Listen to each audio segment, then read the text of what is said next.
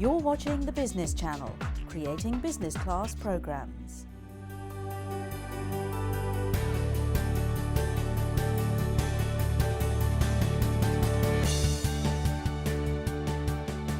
In the low carbon and retrofit market, Camfil provide quite a lot of products and services.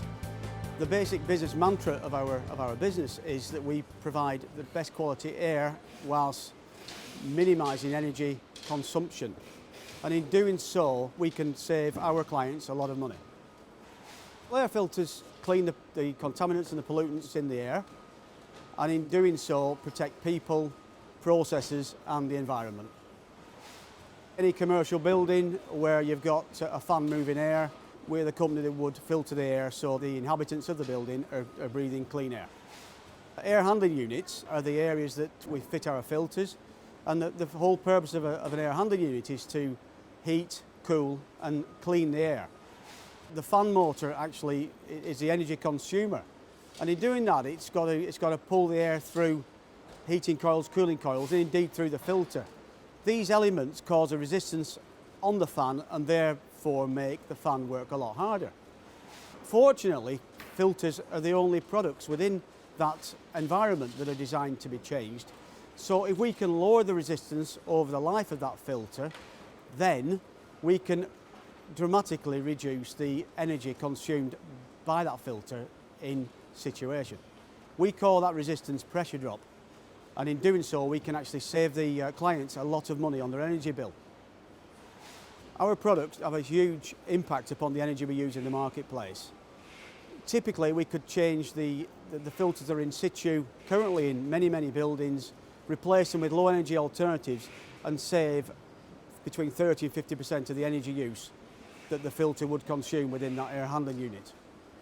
If a company wanted to lower those carbon emissions, air filters would be an ideal place to start. The paybacks are very quick and they can be done in a matter of a few months.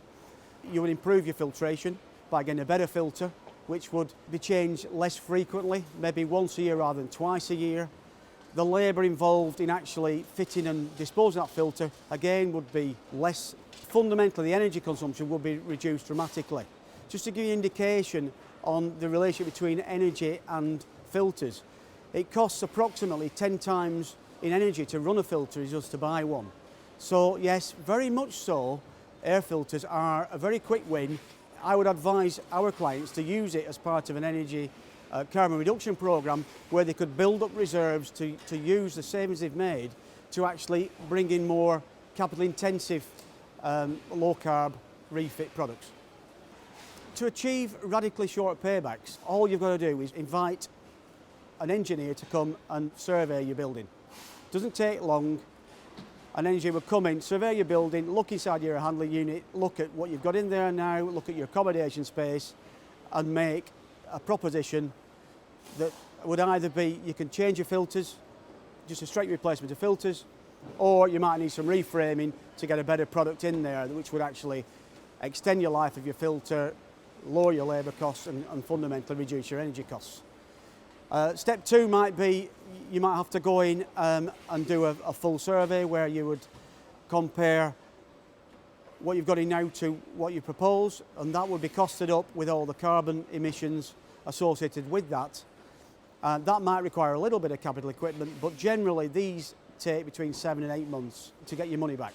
So it really is a no-brainer, and it's astonishing that why people don't really take this up. It is a simple solution for the carbon retrofit market.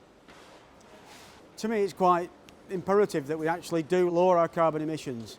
It should be in every human being's DNA within the UK, not just in business but at the home. There have been a study made by REVA, the Federation of Heating, Ventilating and Air Conditioning Association in Europe, and they estimate the savings that can be made just by replacing a standard air filter with a low energy air filter are 3 terawatts.